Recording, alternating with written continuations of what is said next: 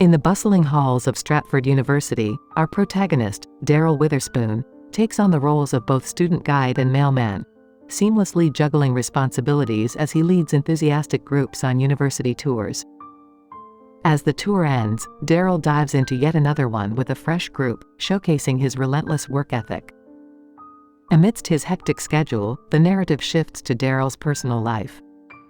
We find him in his room, catching a brief nap with the TV murmuring in the background. His tranquility is interrupted by a call from his concerned mother, inquiring about his job prospects. Daryl reassures her of his standing as the top contender despite fierce competition, alleviating her financial worries. However, complications arise as the university's tuition office contacts Daryl for fee payment. In a comical turn of events, he deceives them with a fake voice, claiming that someone has killed him. The storyline then transitions to Daryl's relentless pursuit of additional income. From donating copious amounts of blood at a blood bank to depleting himself at a sperm bank, his endeavors take a humorous turn. His attempt to contribute by donating hair at an African hair braiding salon results in an unexpected eviction. As night falls, Daryl's roommate, Tim LaFleur, enters the scene, revealing the landlord's demand for rent. To Daryl's surprise, Tim unveils his decision to renounce various pleasures, including meat, alcohol, and sex, in search of true contentment through pain and deprivation. Laughter ensues, but Tim's conviction leaves Daryl contemplating the diverse paths one takes to find fulfillment. The following day unfolds at the university cafeteria, where Daryl is engrossed in yet another job. His classmate Scott approaches him, praising Daryl's suitability for a coveted job they both seek due to his impeccable qualifications. As their conversation unfolds, the arrival of the captivating Janice adds a layer of complexity, causing Daryl to visibly squirm, and Scott takes the chance to mock him. The story shifts to an economics class taught by Professor Engel, featuring a presentation by Randall Tyson from Smythe-based Corporation. Tyson outlines the job's prerequisites, including a stellar GPA, involvement in social activities, athleticism, and a connection to the company, criteria Scott effortlessly meets. The professor announces that the company will select a winner from 5 finalists. As the class proceeds, a spirited debate ensues between Scott and Daryl on the presented topic. The scene transitions to an ice hockey rink, where Daryl, driven by ambition, requests a chance to play from his coach to bolster his job prospects. Despite Daryl's persistent pleas, the coach rejects the idea. Undeterred, Daryl turns to his roommate Tim, the hockey team captain, to intercede. When granted an opportunity as a stopper, Daryl's lack of experience proves costly. He fails to save a goal and faces multiple puck hits. Concerned about Daryl's financial situation, Tim approaches him, expressing worry. Unfazed, Daryl reassures him. While cleaning the campus grounds, Daryl stumbles upon a pamphlet advertising a seminar in the neuropsychology department, presenting a chance to earn extra income. During the seminar, a woman introduces a groundbreaking drug capable of heightening the 5 human senses to unprecedented levels. As the neuropsychology workshop unfolds, students gradually exit the room upon learning about the drug's potential side effects. To everyone's surprise, Daryl remains, lured by the promise of extra cash. Unmindful of the complete information, he agrees to participate and heads to Dr. Thomas Wheedon's office for a detailed explanation. In the doctor's office, Daryl learns the specifics of the drug: 6 cc's injected into his buttocks nightly. Dr. Wheedon cautions him about potential disorientation during the initial stages. Undeterred, Daryl, seeking to enhance his qualifications, attends a KZ frat party the following night. At the party, he reunites with Janice, successfully securing a date. However, his attempt to join the fraternity faces rejection from Scott, who deems him incompatible, labeling the fraternity members as dull. Hurt, Daryl leaves the party. Back in his room, frustration mounts, and Daryl administers the first dose of the drug. The next morning, as Professor Engel distributes exam papers, Daryl's altered perception becomes evident. Every day sounds and lights intensify, causing visible discomfort. The ticking of a pencil, the watch, chewing, and the glint of a classmate's diamond necklace become unbearable.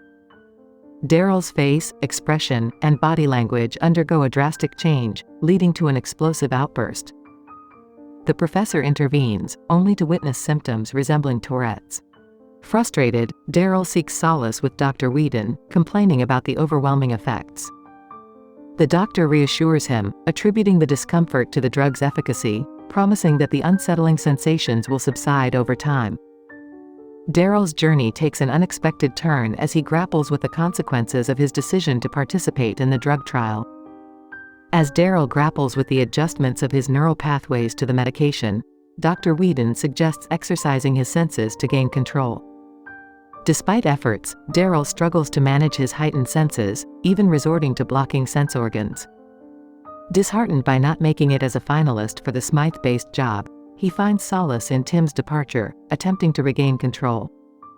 In a breakthrough moment, Daryl discovers he can indeed control his senses. Shifting from ordinary to superpowered senses, he explores this newfound ability.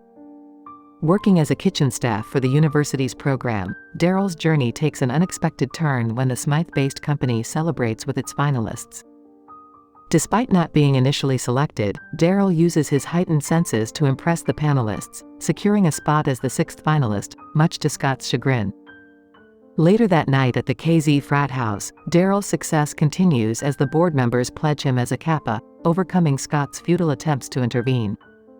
Celebrating his achievement, Daryl's heightened senses reveal Janice's desires in a private conversation with her friend Tanya.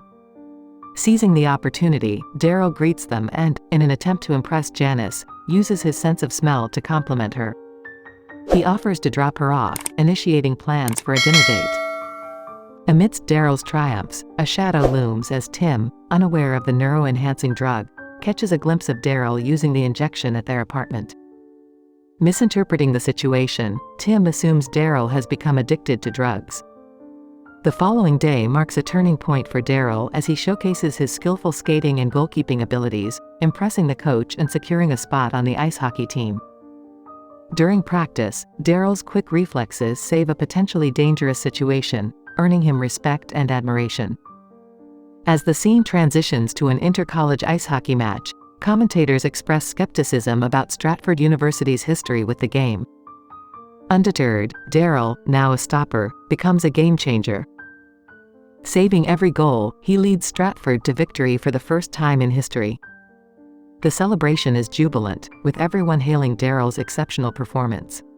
In the aftermath, he heads to Smythe-based for a job interview, where he astutely fills in information Scott had missed during his interview. Daryl boldly asserts his capability to exceed the board's expectations. Tyson, impressed, reveals that the decision will be made 5 days after the final competition. Daryl is handed game tickets by Tyson, with a mission to impress Bob Bellwether and Arlo Vickers, a potential client. Daryl, exuding confidence, agrees to the challenge. That night, Daryl showcases his culinary skills, cooking for Janice and impressing her with a Langston Hughes quote, all while Tim reads the poet's work in the background. However, a momentary disappointment arises during an intimate moment. Unfazed, Daryl rebounds by surprising his family the next night with Janice in tow. His mother, moved by his character, praises him to Janice. Before leaving, Daryl, in a touching gesture, provides financial support to his mother, eliciting a heartfelt emotional response. In the dormitory, Tim discovers Daryl using the neuro-enhancing drug once again, prompting a concerned inquiry about the medicine. Daryl, convinced of its positive results, attempts to explain, but Tim, fearing addiction, challenges him. Defiantly, Daryl opts for a double dose, leading to unexpected consequences. The next day, Daryl wakes up with a disconcerting numbness in his limbs, losing balance as he attempts to walk. Tim, witnessing Daryl's struggles, reaches out to a support group for assistance.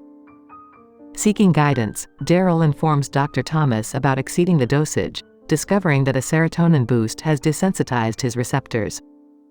The doctor reveals that only 4 senses function at a time due to overuse, with the 5th constantly switching. The prescribed remedy requires Daryl to stay in bed for 3 days, allowing the drug to exit his system. However, with impending competition, Daryl faces an unsettling dilemma. The scene shifts to Madison Square Garden for the Knicks game, where Daryl, alongside Tyson and Bellwether, watches nervously as Vickers arrives. As the game commences, Daryl experiences discomfort, initially losing his hearing and confusing a stand-up moment for the national anthem with a chance to get beers. Subsequently, his vision blurs, and he finds himself in a different seat, engaged in a disjointed monologue. Vickers, finding the situation amusing, laughs off Daryl's antics. Although Daryl's eyesight eventually returns, a confrontation with a player results in him being thrown to the court. Despite the chaotic turn of events, Tyson assures Daryl that they are still securing Vickers' account. Later, Tim spots a girl entering their room and rushes to inform the support group, suspecting a potential crisis. The girl, Lorraine, a sorority sister of Janice, attempts to flirt with Daryl. However, Daryl's distorted senses hinder his ability to comprehend her advances. When clarity finally returns, Lorraine kisses him, but as Daryl's body goes numb, he remains unresponsive, leaving Lorraine disappointed. As Lorraine exits, Janice enters the room to find Daryl lying on the floor in his underwear. Upset, she departs, leaving a confused and incapacitated Daryl in her wake.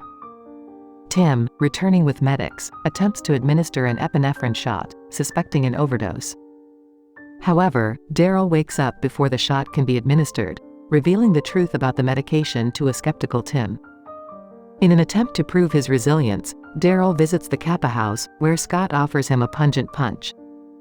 To everyone's shock, Daryl gulps it down effortlessly, his impaired sense of taste masking the drink's strong flavor. Scott accuses Daryl of being the fraternity's weakest link, subjecting him to physical tests. Strikingly, Daryl, with his dulled senses, feels nothing when hit with a stick. The following morning brings a crucial ice hockey match for Stratford, with hopes pinned on Daryl's performance. Unfortunately, his deteriorating condition disrupts the game, resulting in a loss for the team. Undeterred, Daryl heads to Janice's room to confess his love, only to mistake Tyson for her due to his blurry eyes. Janice, realizing the confusion, scolds Daryl for pretending to be someone he's not.